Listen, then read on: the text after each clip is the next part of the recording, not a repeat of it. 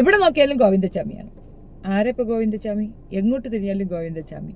പക്ഷെ എന്താണെന്നറിയില്ല, Charlie Thomas എന്ന് പറഞ്ഞിട്ട് മലം TV ഒരു പോസ്റ്റ് ഇട്ടിട്ടുണ്ട്. അല്ല മലം TV, ഇങ്ങൾക്ക് എന്താണ്? നമ്പ്യാറിൻ്റെ അപ്പനാണോ ചാർലി തോമസ്? ആരാ ഇപ്പോൾ ചാർലി തോമസ്? ഇവനൊക്കെയാണ് മാധ്യമ മൗഗ്ലികൾ. പോരെ, അതിനപ്പുറം എന്താ പറയുക എന്നുള്ളത് ഒരു ബോധമില്ല. ഇതിനകത്ത് മനുഷ്യൻ മതം പറഞ്ഞോ?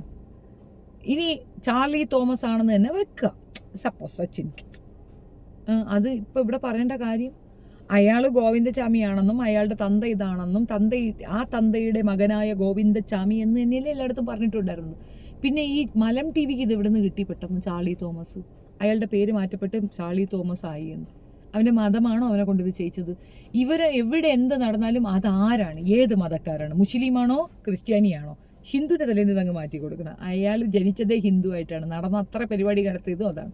അപ്പം മതം പറയേണ്ടി വരുന്നത് ഇതുപോലുള്ള മലം TVയുടെ ഈ സ്പെസിഫിക് സ്റ്റേറ്റ്മെൻറ്റ് കൊണ്ട് തന്നെയാണ്. എന്തൊക്കെയാണ് എഴുതി വെച്ചിരിക്കുന്നത്? നമുക്കൊരു ഫോറൻസിക് വിദഗ്ധയുടെ അഭിപ്രായം ഒന്ന് കേൾക്കാം. എനിക്ക് എൻ്റെ സെയിം ഒപ്പീനിയനാണ് ഇവർ പറയുന്നത്, ഒന്ന് കേട്ട് നോക്കാം. 3 വയസ്സെന്ന് പറഞ്ഞു കഴിഞ്ഞാൽ അതിനൊരു 10-18 വയസ്സിന്റെ ഒരു മുഖഭാവമൊക്കെ ഉള്ള ഒരു ചെറിയ കുട്ടിയാണ്. അയാൾക്ക് അതൊന്നും പ്രശ്നമല്ല. അയാൾക്ക് അവരെ മുഖത്ത് അയാൾ നോക്കിയിട്ടുണ്ടോ എന്ന് പോലും ഞാൻ കരുതുന്നില്ല. ഞാൻ കണ്ടെടുത്തോളം അയാൾക്ക് കൊല്ലുക, പിച്ച് ചീന്തുക എന്നുള്ളത് മാത്രമേ ഉള്ളൂ. അയാൾ അങ്ങനത്തെ മാനുഷിക മൂല്യങ്ങൾ അയാളത് ദർശിക്കാൻ കഴിയില്ല. അയാൾ പറഞ്ഞത് അങ്ങനെ തന്നെയാണ്. എന്റെ ഡോക്ടറോട് തന്നെ അയാൾ പറഞ്ഞത്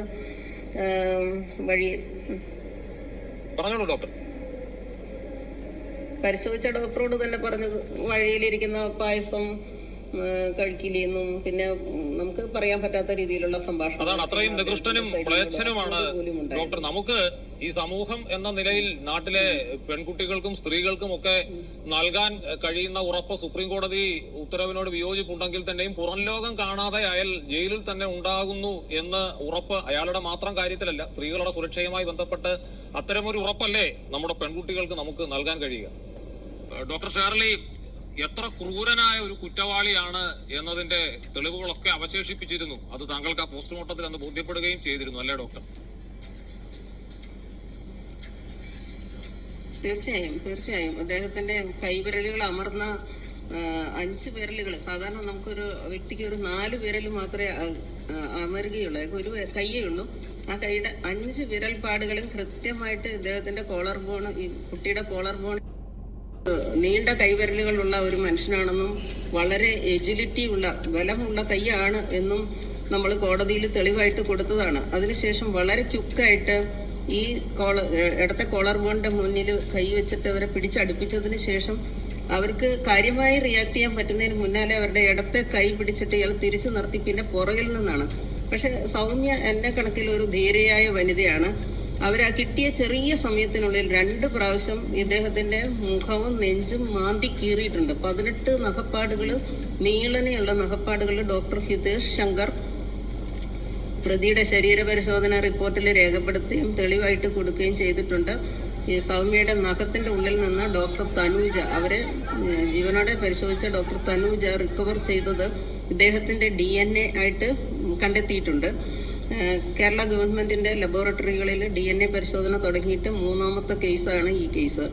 അപ്പോൾ അതിൽ ഈ DNA മാച്ച് കിട്ടിയിട്ടുണ്ട്. അങ്ങനെ തന്നെയാണ് ഗോവിന്ദസ്വാമി ആണെന്ന് പ്രതി എന്നുള്ളത് തെളിവായിട്ട് വന്നിട്ടുള്ളത്. അപ്പം ഈ ഞാനിത് പറയുന്നത് ഇങ്ങനെ കൈ പിടിച്ച് തിരിച്ചു, പിന്നീട് തലമുടി കുത്തിപ്പിടിച്ച് 4-5 പ്രാവശ്യം വളരെ പെട്ടെന്ന് ഇവരുടെ തല ഈ ബോർഡിൽ പാസേജ് ഡോറിനടുത്തുള്ള സൈഡിലെ ഭിത്തിയിലേക്ക് ഇടിക്കുകയാണ്. ആ ഭിത്തി നമുക്കറിയാം ബസ്സിൻ്റെയൊക്കെ ബോർഡ് പോലെയാണ്, നമ്മുടെ കൽഭിത്തി പോലെയുള്ളതല്ല. അതുകൊണ്ട് അദ്ദേഹം വളരെ ശക്തമായിട്ട് അത് റിപ്പീറ്റഡ് ആയിട്ട് ഇടിച്ചത് കൊണ്ടാണ് നെറ്റിയിലെ എല്ല് പൊട്ടി തലയോടിൻ്റെ മധ്യഭാഗം വരെ പൊട്ടിപ്പോവുകയും പിറ്റ്യൂട്ടറി ഗ്ലാൻഡ് സെപ്പറേറ്റഡ് ആയി പോവുകയും അവർ അബോധാവസ്ഥയിലാവുകയൊക്കെ ചെയ്തത്. അങ്ങനെയുള്ള ആള് ഇയാളുടെ ഒരു കയ്യിൽ ആ കുട്ടി അപ്പോഴും തൂങ്ങിപ്പിടിച്ചിട്ടാണ് ഉള്ളത്, വെയിറ്റ് തൂങ്ങിക്കിടക്കുകയാണ്. അപ്പൊ ഇത് കൈ വിട്ടത് കൊണ്ടാണ് താഴേക്ക് പോയത്. അങ്ങനെ അബോധാവസ്ഥയിൽ ഇദ്ദേഹത്തിന്റെ കയ്യിൽ തൂങ്ങിക്കിടക്കുന്നു എന്ന് ഞാൻ പല പ്രാവശ്യം അത് കോടതിയിൽ പറഞ്ഞതാണ്, കോടതിക്ക് അത് മനസ്സിലായതുമാണ്. പക്ഷെ ഐ തിങ്ക് കേട്ടോണ്ടിരിക്കാൻ ബുദ്ധിമുട്ടുണ്ട്, എന്നാലും ഞാൻ പറയാം. ആക്ച്വലി ഇൻറ്റൻഷൻ റേപ്പ് മാത്രമായിരുന്നില്ല, അവളെ ഓർമ്മ കെടുത്തുക എന്നൊരു ഇതിൽ തല അടിച്ച് പൊട്ടിച്ച ശേഷം തന്നെയാണ് എടുത്ത് താഴേക്ക് ഇട്ടത് എന്നുള്ളത് തന്നെയാണ് പറഞ്ഞ് എക്സ്പ്ലെയിൻ ചെയ്യുന്നത്. കേട്ടാൽ സഹിക്കാൻ പറ്റുന്ന കാര്യവുമല്ല. ആ അമ്മ അതിഭീകരമായ വേദനയിൽ പറയുന്ന ഒരു വലിയ സത്യമുണ്ട്. നമ്മൾ ജീവിച്ചിരിക്കുക നമ്മുടെ കുഞ്ഞ് ഇത്രയധികം ടോർച്ചർ ചെയ്യപ്പെട്ട് മരിച്ചു എന്നൊരു അറിവ് ഓരോ അമ്മയ്ക്കും ഏറ്റവും വലിയ വേദനയാണ്. അത്യധികം അവൾ നശിപ്പിക്കപ്പെടാതിരിക്കാൻ വേണ്ടിയിട്ട് അവൾ ശ്രമിച്ചിട്ടുണ്ടായിരുന്നു. അതൊന്നും വില പോയിട്ടില്ല. അവൻ വളരെ ഭീകരമായി തല നന്നായി ഇടിച്ചിടിച്ച് പൊട്ടിച്ചു എന്ന് തന്നെയാണ് പറയുന്നത്. നെടും തല പൊളർന്നിട്ടാണ് ആ കുട്ടി അബോധാവസ്ഥയിൽ പോയത്. അബോധാവസ്ഥയിൽ പോയ ഇതിനെ എടുത്ത് താഴേക്ക് ഇടുകയാണ്. പിന്നെ അവർ പറയുന്നത് കേട്ടാൽ സഹിക്കില്ല. വീണ് കിടക്കുന്ന കുട്ടിയുടെ മുഖത്തുനിന്ന് 14 പല്ലം കണ്ട പോയിട്ടുണ്ട്. ഈ ട്രെയിനിൽ നിന്ന് താഴേക്ക് വീണിട്ട് 14 പല്ല് പോയിട്ടുണ്ട്. ആ മുഖം അത്രത്തോളം വികൃതമായ പോയ ആ മുഖം അതവൻ്റെ വിഷയമല്ലായിരുന്നു. അവൻ അവിടെ കണ്ടത് ഒരു ദോരമാണ്. അത്രയേ ഉള്ളൂ. അതാണ് അവൻ ചെയ്തതെന്നാണ് പറയുന്നത്. അപ്പം ഈ വാദിച്ചത് എന്താണെന്ന് പറഞ്ഞു കഴിഞ്ഞാൽ അവൻ്റെ ഇൻറ്റൻഷൻ റേപ്പ് മാത്രമായിരുന്നു. അവന് കൊല്ലണമെന്നുണ്ടായിരുന്നില്ല. കൊല്ലണമെന്ന് ആഗ്രഹമില്ലാത്ത ഒരാളാണോ ചവറിലേക്ക് ഈ കുട്ടിയുടെ തല പിടിച്ച് വെച്ച് ഇടിച്ചു കൊടുത്തേ? ആ ബോഗിക്കകത്ത് തന്നെ ഇടിച്ചു കൊടുത്തേ, എന്നിട്ട് പിടിച്ച് തള്ളി താഴെ ഇട്ടത്? ചാടിയതാണെന്ന് അങ്ങ് വരുത്തി തീർത്തു, കൺക്ലൂഡ് ചെയ്തു. എന്നിട്ട് അവൻ്റെ വധശിക്ഷ ഇളവ് ചെയ്ത് കൊടുത്തു. ഏറ്റവും നല്ല ചാൻസാണ് കണ്ണൂർക്കാർ മിസ് ചെയ്തത്. വലിയൊരു ചാൻസാണ്. ശരിയായിരിക്കാം, പോലീസുകാർ പിടിക്കുമായിരിക്കാം. ഈ ക്യാമറയും കൊണ്ട് ഓടി വന്നവന്മാരാണ് ഏറ്റവും വലിയ പ്രശ്നം. നിങ്ങൾ ഈ ക്യാമറയും കൊണ്ടൊരു മൂലയിൽ പോയി ഇരിക്കാമോ? ആ നാട്ടുകാർ അതിന് പ്രതിവിധി കണ്ടെത്തുമായിരുന്നു, പൊട്ടിച്ച് തീർക്കണമായിരുന്നു. ഇവൻ ജീവിച്ചിരിക്കെ തന്നെ ഇന്ത്യയിലെ ഓരോ പെൺകുട്ടികളും അപമാനിക്കപ്പെടുകയാണ്. നിരന്തരം അപമാനിക്കപ്പെടുകയാണ് ഈ ഗോവിന്ദചാമി എന്ന് പറയുന്ന സാത്താൻ്റെ സന്തതി. ഇത് നോക്ക്, ഏറ്റവും വൾഗറായ രീതിയിലാണ് അവൻ ആ പെൺകുട്ടിയെ ഭീകരമായി കൊന്നുകളയാണ് ചെയ്തത്. എന്നിട്ട് അത് അവതരിപ്പിക്കുന്നത് എന്തെന്നാണ്, ഏതോ ഒരു മണ്ണുണ്ണിയാണെന്ന്, അല്ലെങ്കിൽ ഗോവിന്ദചാമി ആ പേരിലാണ് പ്രശ്നം പറയുന്നത്. അതിനകത്തും വൈരുദ്ധ്യത്തെ കൊണ്ട് ഇറങ്ങിയിരിക്കുന്ന കുറേ മനുഷ്യരൊന്നും പറയാനില്ല. ഈ മാഡം പറയുന്നത് കേൾക്കാനുള്ള മാനസികാവസ്ഥ ഇല്ലാത്തതുകൊണ്ടാണ് ഞാനത് സ്കിപ്പ് ചെയ്യുന്നത്. ഭീകരമാണ്. സുപ്രീം കോടതിയിൽ വന്നപ്പം എനിക്ക് തോന്നുന്നു സമയത്തിന്റെ പരിമിതി കൊണ്ടായിരിക്കാം തള്ളിയിട്ടോ എന്നുള്ള ഒരു ക്വസ്റ്റ്യനാണ് വന്നത്. തള്ളിയിടാൻ പറ്റുന്ന പാകത്തിൽ അവർക്ക് നിൽക്കാനോ ഇരിക്കാനോ സാധ്യമല്ലാതെ ഇദ്ദേഹത്തിന്റെ കയ്യിൽ ഒരു പഴംതുണി പോലെ തൂങ്ങി നിൽക്കുന്ന ഒരു സ്ത്രീ, അയാൾ കൈ പുറത്തേക്ക് വിട്ടു, അവരെ താഴേക്ക് ഇട്ടു എന്നുള്ളതാണ് അതിന്റെ സത്യം. പക്ഷെ ഇയാൾക്കൊരു പ്ലാൻ ഉണ്ടായിരുന്നു, ഒരു സ്ത്രീയെ എങ്ങനെ അറ്റാക്ക് ചെയ്യണം. വളരെ സ്മാർട്ടായ ഒരു കുട്ടി, 23 വയസ്സേ ഉള്ളൂ. അതിനെ എങ്ങനെ അറ്റാക്ക് ചെയ്ത് കീഴ്പ്പെടുത്തണം, ഇത്ര ചെറിയ സമയത്തിന്റെ ഉള്ളിൽ നിന്ന് അയാൾക്കൊരു പദ്ധതി ഉണ്ടായിരുന്നു. ആ പദ്ധതി അയാൾ സക്സസ്ഫുൾ ആയിട്ട് എക്സിക്യൂട്ട് ചെയ്യാൻ അയാൾക്ക് കഴിഞ്ഞിട്ടുണ്ട്. അപ്പൊ അതേപോലെ തന്നെ ജയിൽ ചാടിയതിനെ പറ്റിയിട്ടും എനിക്ക് മനസ്സിലാകുന്നത്, ഞാൻ അതിന് മുമ്പാട് കേട്ടിട്ടുള്ളത്, ഇദ്ദേഹം എല്ലാ ദിവസവും ഈ ചെറിയ സെല്ലിന്റെ ഭിത്തികൾ തമ്മിൽ ഓടിക്കേറിക്കൊണ്ടിരിക്കുന്നു. അപ്പൊ ഇയാളെ തടയാൻ അത് പറ്റില്ല. കാരണം അയാളെ കൺഫൈൻഡ് സെല്ലാണ്, ചെറിയ സ്പേസ് ആണ്. 2 ഭിത്തിയും തമ്മിലുള്ള ഡിസ്റ്റൻസിന് മീതെ ഭിത്തിയിലേക്ക് ഓടിക്കയറി പരിശീലനം നടത്തുന്നതായിട്ട്. പരിശീലനം എന്നല്ല അവർ കണ്ടത്, അയാൾ സ്വന്തം എക്സസൈസ് എന്നുള്ളതാണ് അവർ കണ്ടത്. എനിക്ക് അത് ജയിലിൽ ചാടാനുള്ള ഒരു പദ്ധതി എക്സിക്യൂട്ട് ചെയ്യാൻ ഉള്ള ശ്രമം 14 വർഷം അയാളത് പരിശീലിച്ചിട്ടുണ്ടാവണം. ഇപ്പോൾ അയാളത് നടപ്പാക്കിയിട്ടുണ്ടാവണം. ഉദ്യോഗസ്ഥരെക്കാളധികം എപ്പോഴും ക്രിമിനൽസ് മുന്നിൽ തന്നെ നിൽക്കും. ഒരു സെക്ഷൽ അർജ് തീർത്തതിന് ഉപരിയായിട്ട് ആ സ്ത്രീയുടെ അടുത്ത് അട്ടർ ഡിസ്റിഗാർഡാണ്. അവരുടെ സേഫ്റ്റിയോ ജീവൻ നഷ്ടപ്പെടുകയോ അവരെ അത്രയധികം വികൃതമായി മരിക്കുമെന്ന് വിചാരിച്ചിട്ട് തന്നെ ചെയ്തതാണ്. പക്ഷെ ആ സമയത്ത് കഴുത്തിൽ ഒരു തുണി കെട്ടുകയോ കത്തി കുത്തി ഇറക്കുകയോ ഒന്നും ചെയ്യാത്തത് കൊണ്ട് അയാൾ കൊല്ലാൻ ഉദ്ദേശിച്ചിട്ടില്ല എന്നുള്ള മട്ടിലാണ് അത് സുപ്രീം കോടതി എടുത്തത്. അപ്പം ഇതൊക്കെ ജഡ്ജിമാരുടെ ഒരു വിശകലനത്തിലുണ്ടാകുന്ന വ്യത്യാസങ്ങളാണ്. പക്ഷെ എനിക്ക് തോന്നുന്നു പൊതുസമൂഹത്തിനോ ഞങ്ങൾക്കോ പോലീസ് ഉദ്യോഗസ്ഥർക്കോ അദ്ദേഹത്തിന്റെ ഉദ്ദേശത്തെ പറ്റിയിട്ട് സംശയമൊന്നും ഉണ്ടായിരുന്നില്ല. അയാൾക്ക് അത് മതിയായ ശിക്ഷ ആവാതെ പോയി എന്നുള്ളതാണ് സത്യം. അയാളെ ഒരു ജയിലിൽ സൂക്ഷിച്ചു വെച്ചുകൊണ്ട് പരിപാലിക്കാൻ വളരെ ഡിഫിക്കൽട്ട് ആയിട്ടുള്ള ഒരു ക്രിമിനലാണ് എന്നാണ് നമുക്ക് പറയാൻ പറ്റുള്ളൂ. അയാളെ പരിചയം എന്ന് പറഞ്ഞാൽ കേസ് മർദ്ദിച്ചതും തലപിടിച്ചിടിച്ചതും ഒക്കെ കേൾക്കുമ്പോൾ ഒരു ഉൾക്കിടിലത്തോടെ ഇത് കേട്ടിരിക്കാൻ പോലും എനിക്കും നമ്മളെ കാണുന്ന കേൾക്കുന്ന പ്രേക്ഷകർക്കൊക്കെ കഴിവുണ്ടാവുകയുള്ളൂ. അത് വീണ്ടും പക്ഷെ നമ്മൾ ഓർക്കേണ്ടി വരികയാണ്. അപ്പോൾ അയാളുടെ ഒരു ശാരീരിക ക്ഷമതയൊക്കെ ഉണ്ടല്ലോ, അയാൾക്ക് ഒരു കൈയുടെ ഒരു ചെറിയ ഭാഗം ഡോക്ടർ തന്നെ നേരത്തെ സൂചിപ്പിച്ചതുപോലെ അത്രയും കരുത്തുണ്ട്. ഇന്നിപ്പോ പോലീസ് പിടികൂടിക്കൊണ്ട് വരുമ്പോഴും അയാളുടെ കുതിർച്ചയിലൊക്കെ അതുണ്ട്. He's very strong. അയാൾ എപ്പോഴും അയാളെ നന്നാക്കിക്കൊണ്ടേയിരിക്കുന്നു. അയാൾ ഹോപ്പ്ഫുൾ ആണ് ഈ ജയിലിൽ ചാടുമെന്നുള്ളത്, അയാൾക്ക് ചാടാൻ പറ്റും എന്നുള്ളത്. അതിനാണല്ലോ അയാൾ ഭിത്തിയിൽ ഓടിക്കേറി പരിശീലനം നടത്തി എന്നുള്ളത് വിവരങ്ങൾ നമ്മൾ അറിയുന്നുണ്ട്. പിന്നെ ഇയാള് എന്തോ ചിക്കൻ അല്ല മട്ടൻ ചോദിച്ചു, ബിരിയാണി പരിശീലനം നടത്തിക്കൊണ്ടേയിരിക്കുന്നുണ്ട്. ഈ സൗമ്യനെ തന്നെ ഇയാൾ തിരിച്ച് ഒരു ട്രാക്കിലേക്ക്, ഈ ട്രാക്കിൽ നിന്ന് സൈഡ് കട്ട് ചെയ്ത് പോകുന്ന വേറൊരു ട്രാക്കിലേക്ക് അവരുടെ മുഖം പോയപ്പം അവരുടെ 10-14 പല്ലുകൾ കൊഴിഞ്ഞു പോയി, മുഖം ആകെ അടിച്ച് വികൃതമായി വല്ലാതെ ചോര വാർക്കുന്ന ബോഡിയാണ് അവരെടുത്തോണ്ട് പോയിട്ട് ഈ സെക്ഷൽ അസോൾട്ട് നടത്തിയത്. അത് സാധാരണ ഒരു ജസ്റ്റ് ഒരു റേപ്പിസ്റ്റിന് ചെയ്യാൻ പറ്റുന്നതല്ല, ഒരു മർഡറർക്കും ചെയ്യാൻ പറ്റുന്നതല്ല.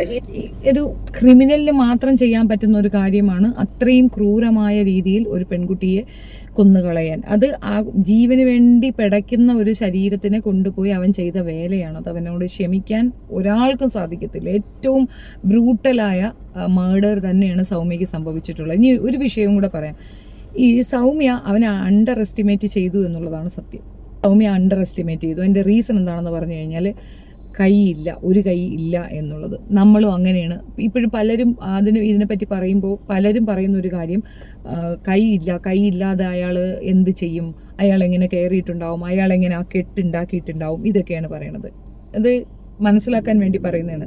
നമ്മുടെ ഒരു ഭാഗത്ത് എന്തെങ്കിലും ഒരു രീതിയിലൊരു കുറവ് വന്നാൽ, ഇൻ കേസ് നമുക്ക് കേൾവി ശക്തി കുറഞ്ഞാൽ നമുക്ക് കാഴ്ച ശക്തി ഉണ്ടാവും. അതേപോലെ നമുക്ക് മിണ്ടാനുള്ള ഇതില്ലെങ്കിൽ ഈ മറ്റ് എന്ത് ഇതാണോ നമുക്കുള്ളത് അതിനകത്തേക്ക് നമ്മളുടെ ഫുൾ കോൺസെൻട്രേഷൻ പോകും.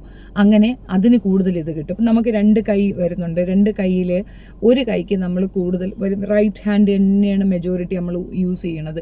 നിങ്ങൾ ഇത് കുറച്ച് നാൾ ഈ റൈറ്റ് ഹാൻഡിനെ മറന്ന് ലെഫ്റ്റ് മാത്രം യൂസ് ചെയ്ത് കൊടുക്കും. ഇതിനേക്കാൾ ആപ്റ്റായിട്ട് ഇത് വർക്ക് ചെയ്യും. ഇപ്പം നമുക്കങ്ങനെയല്ല. അതായത് മിക്ക ആളുകൾക്കും ലെഫ്റ്റ് ഹാൻഡിൻ്റെ അത്രയും റൈറ്റിൻ്റെ അത്രയും പവർ ലെഫ്റ്റിന് ഉണ്ടാകത്തില്ല. ആ റീസൺ നമ്മൾ ഏറ്റവും കൂടുതൽ യൂസ് ചെയ്യുന്നത്, ഏറ്റവും കൂടുതൽ ഉപയോഗിക്കുന്നത് ഏതാണോ അതിന് അതേ ഒരു കാറ്റഗറി തന്നെയാണ് അവൻ ആ ലെഫ്റ്റിനെ അവനെ ഉപയോഗിക്കുന്നില്ല, അത് ഉപയോഗശൂന്യം തന്നെയാണ്. പക്ഷേ അവൻ്റെ റൈറ്റിന് അതിൻ്റെയും കൂടെ ബലം കിട്ടിയിട്ടുണ്ട്.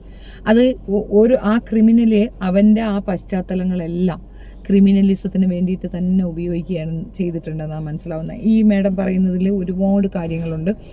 ഈ ആളൂരെന്ന് പറയുന്ന ആൾക്ക് ഇങ്ങനത്തെ ഒരു മരണമല്ല കൊടുക്കേണ്ടിയിരുന്നത്, പുഴു അരിച്ച് ചാകണമായിരുന്നു. ഇവനെയൊക്കെ സേവ് ചെയ്യാൻ വേണ്ടി ഇറങ്ങി നിന്ന വൃത്തികെട്ട ജന്തുക്കളെ, അവനെയൊക്കെ കൺസേൺ ചെയ്യുന്ന, അവരെയൊക്കെ കൂടെ ചേർത്ത് നിർത്തുന്ന ഏത് ജന്തുവായിരുന്നാലും ശരി തന്നെ അവരെയും നീക്കി നിർത്തേണ്ട ഒരു അവസ്ഥയുണ്ട്.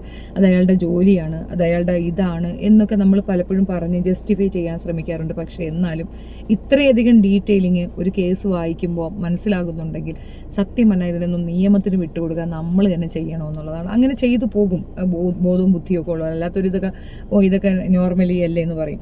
അവൻ വളരെ ക്രൂവലായി പറഞ്ഞൊരു കാര്യമുണ്ട് അത്രേ പോലീസ് പിടിക്കുമ്പോഴത്തേക്ക്, അതിനെ കണ്ട പായസമൊക്കെ അല്ലേ, പായസം ഇങ്ങനെ നിൽക്കുകയാണ്, അപ്പോൾ കണ്ട എടുത്ത് കുടിക്കില്ലേ എന്നാണ് ചോദിച്ചത്. പൊടിമോൾ അതിൻ്റെ സൈസ്, ആകെ മൊത്തത്തിൽ കായബലം എല്ലാം കൂടെ അവൻ മാക്സിമം അതിനെ എക്സ്പ്ലോർ ചെയ്തു, നശിപ്പിച്ച് അതിനെ വല്ലാണ്ടാക്കി കളഞ്ഞു എന്ന് പറയുന്നത്. നമ്മളെടുത്ത് ഇതിലേക്ക് ഇടുമ്പോൾ തന്നെ ഓർത്ത് നോക്കും, മോഹം പൊട്ടിത്തെറിച്ച് ചിന്നിച്ചെതറി 14 പല്ലെല്ലാം നശിച്ച് മുഖത്തിൻ്റെ ഒരു അവസ്ഥയൊന്ന് ആലോചിച്ച് നോക്കുക. അങ്ങനെയുള്ളൊരു പെൺകുട്ടിയെ അതിനെ വലിച്ചിഴച്ച് കൊണ്ടുപോയി അവൻ ചെയ്തിരിക്കുന്നു. മരണക്കിടക്കയിലാണ്. എങ്ങനെ അതിനകത്തേക്ക് തോന്നും? അപ്പം അത്രത്തോളം ക്രൂരനായ ഒരുത്തനായിരുന്നു അവനെന്നുള്ളതാണ്. അവൻ ഇപ്പോഴും അവന് ഒരിക്കലും സേഫല്ല. അവനിപ്പോൾ ഈ ജമ്പ് ചെയ്യാനുള്ള പവർ അവനുണ്ട്. ഇത് വേറൊരാൾ കാണിക്കുന്ന ഒരു വീഡിയോയിൽ ഞാൻ കണ്ടതാണ്. നല്ല ഹൈറ്റുള്ള മതിലാണ് അവൻ ജമ്പ് ചെയ്ത് ഇപ്പുറത്ത് കിണറിലേക്ക് ചാടിയിരിക്കുന്നത്. ആ കിണർ അവൻ ചവിട്ടി കയറും.